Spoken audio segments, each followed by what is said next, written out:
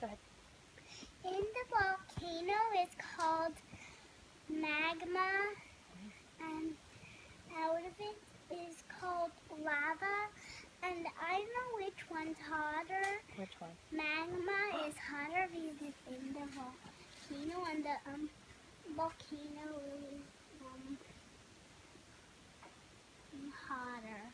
Oh, wow. So what did you use to make volcanoes today? The first one was using vinegar and a cup and putting it in